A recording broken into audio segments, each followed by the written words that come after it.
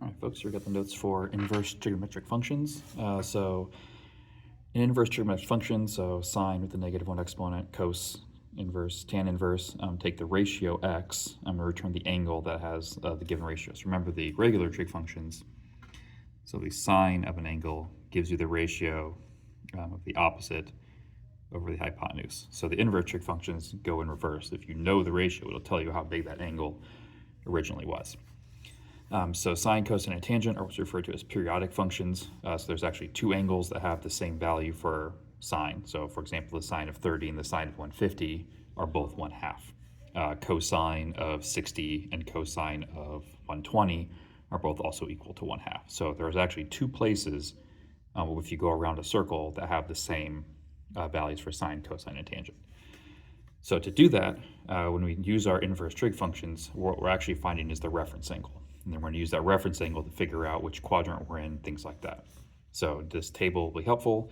So we've got our trig functions here, whether the original angle was positive or the original ratio was positive or negative, and that tells us which quadrants we're looking in. Then down here we have the rules for which quadrant we're in. So if sine is positive, we find our reference angle and then use the rules for quadrants 1 and 2. So our two angles would be the reference angle and 180 minus the reference angle.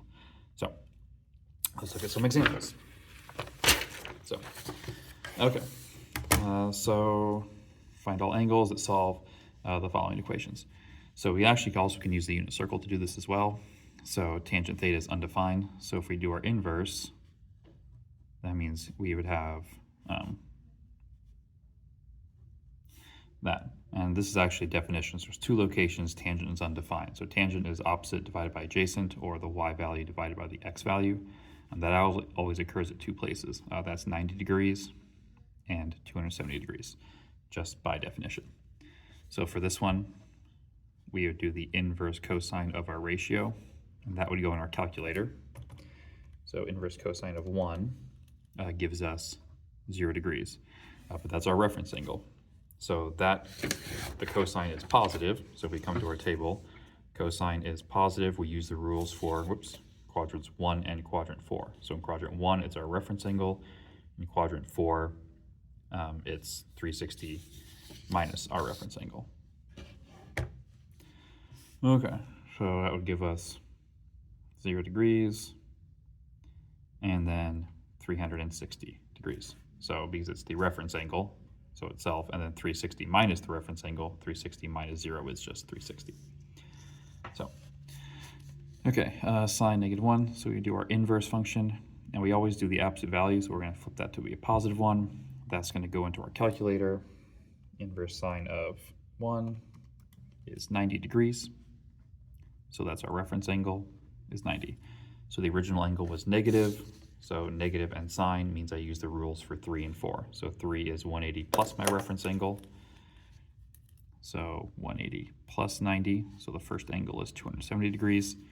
And then 360 minus.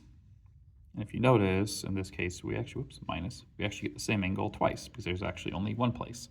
So 270 is the only answer. So down here, inverse cosine of the absolute value, so positive 1/2. So that goes into our calculator. Inverse cosine of 0.5 is 60 degrees. So our reference angle is 60 degrees. Our original angle was negative, so we have negative and cosine, so rules 2 and 3, so 180 minus and 180 plus. So 180 minus 60 would be 120 degrees, 180 plus 60 would be 240 degrees. So those two angles would be my solution. So down here, we'd have the inverse sine of root 3 over 2. So second sine, remember you always do the absolute value, so that's why I ignore the negative sign. So this one is actually also 60 degrees. So that's our reference angle. Sine is negative, rules 3 and 4. So 180 plus and 360 minus. So 180 plus 60, 240 degrees, and then 360 minus 60, 300 degrees. So those would be my two angles. And our last one here, inverse tangent of root 3. Inverse tangent of the square root of 3 is 60 degrees again. So there's our reference angle. We have tangent, we have a positive. So tangent, positive, rules 1 and 3. So in 1, it is just my reference angle, so 60. And in 3, it's 180 plus. So 180 plus 60 would be 240. So those are the two places that the tangent is root 3. Okay, and let's look at the last ones. So notice those are all nice even angles. Those ones would actually be found on the unit circle if you go back and look at that. Okay, so last ones here. These ones won't be quite as nice because they are not, they're just any angle. But steps are still the same. So inverse tangent of 1/4, because remember we always do the absolute value. So inverse tangent of 0.25. This would give me 14 nearest tenth of a degree, so 14.0 degrees. So that's my reference angle. So tangent is negative. So tangent is negative, rules 2 and 4. So 180 minus and 360 minus. So 180 minus 14.0 and 360 minus 14.0. So 180 minus 14 is 166.0. And 360 minus 14.0 is 346.0. And remember, if you want to check, you can. If you then do the tangent of 166, you should get negative 1/4. The tangent of 346 should also give you negative 1/4. So here, inverse cosine. Remember, ignore the negative sign of 3/4. So inverse cosine of 0.75. That is 41.4 degrees. So there's my reference angle. So cosine negative is rules 2 and 3, 180 minus and 180 plus. So 180 minus, 41.4, 180 plus 41.4.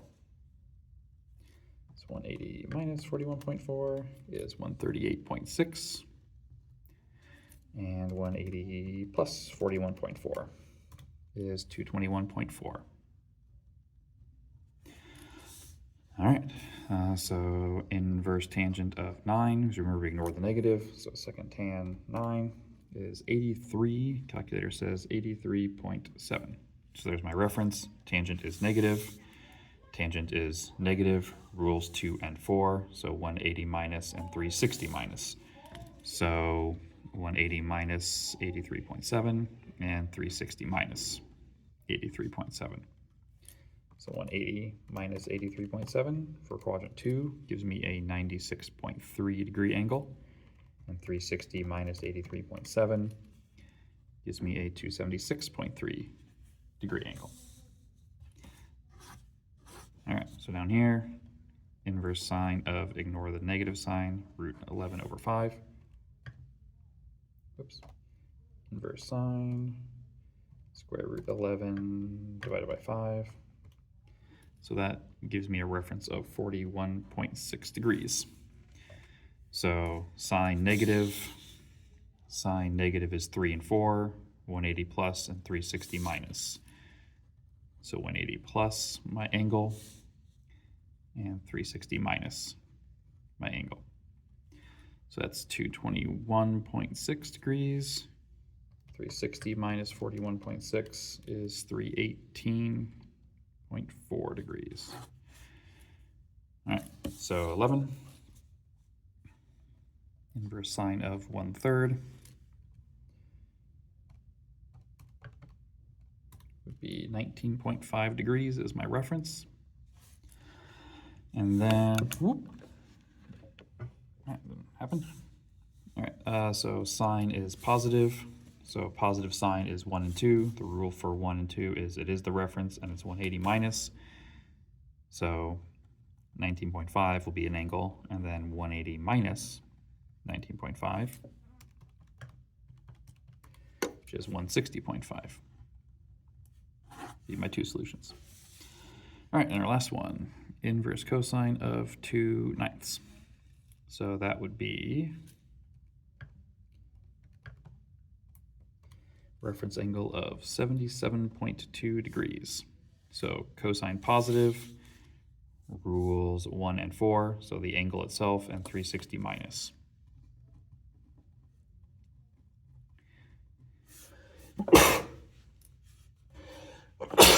Sorry about that. So 360 minus 77.2. So that is 282.8 degrees. So those two.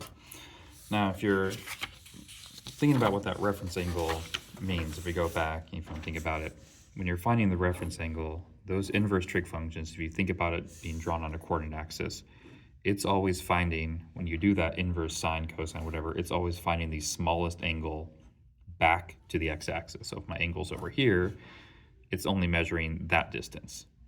But angles are always measured from the positive x, so that angle value is actually 180 plus whatever that little piece is, which is why then these rules kick in. Because when I do inverse sine, inverse cosine, inverse tangent, it's just giving me that little piece, the measurement back to the closest x-axis, not the distance from the positive x-axis. The second rule is because there are mirrors of each other, the functions are periodic, there's always two values. But that brings us into this section.